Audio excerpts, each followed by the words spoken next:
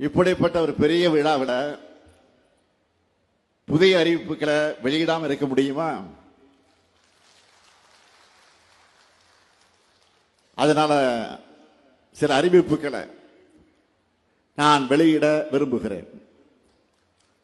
முதல் அறிவிப்பு, சித்தேரி ஊராட்சியில் இருக்கக்கூடிய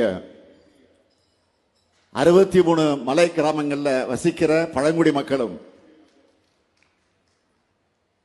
குளகம்பட்டி, சின்னாங்குப்பம், கோபிச்செட்டிப்பாளையம் உள்ளிட்ட கிராமங்களில் வாழக்கூடிய பொதுமக்களும் பல்வேறு பணிகளுக்கு பாப்பிரெட்டிப்பட்டி வட்டாட்சியர் அலுவலகத்துக்கு போறதுக்கான தூரம் அதிகமாக இருக்குன்னு சொல்றாங்க. அதனால இந்த கிராமங்கள் எல்லாம் பக்கத்தில் இருக்கக்கூடிய அரூர் வருவாய் வட்டத்தில் இது இணைக்கப்படும். இரண்டாவது அறிவிப்பு, ஒகேனக்கல் தருமபுரியை இணைக்கக்கூடிய மாவட்ட நெடுஞ்சாலையில்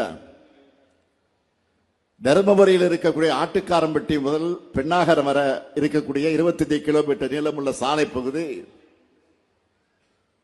தற்போதுள்ள இருவழித்தடத்தில் இருந்து 4 வழித்தடமா 165 கோடி ரூபாய் மதிப்பீட்டில் 2 கட்டமாக மேம்படுத்தப்படும். மூன்றாவது அறிவிப்பு,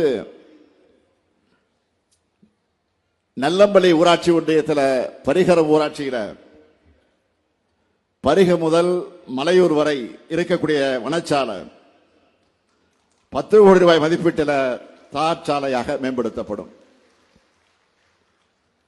நல்லம்பள்ளியில் இருக்கக்கூடிய அரசு மகளிர் மேல்நிலைப் பள்ளியில் 7.5 கோடி ரூபாய் மதிப்பீட்டில் புதிய வகுப்பறை கட்டடங்கள் கட்டப்படும். நான்காவது அறிவிப்பு, அதிக அளவில் புளி உற்பத்தி செய்கிற தருமபுரி மாவட்ட விவசாயிகளுக்கு பயனளிக்கக்கூடிய வகையில் 11 கோடியே 30 லட்சம் ரூபாய் மதிப்பீட்டில் ஒருங்கிணைந்த புளி வணிக மையம் அமைக்கப்படும். ஐந்தாவது அறிவிப்பு, அரூர் நகராட்சியில் வாழக்கூடிய மக்களுடைய நலன் கருதி வள்ளிமதுரை குடிநீர் வழங்கல் திட்டம் புதிய குழாய்களை புதுப்பித்தும்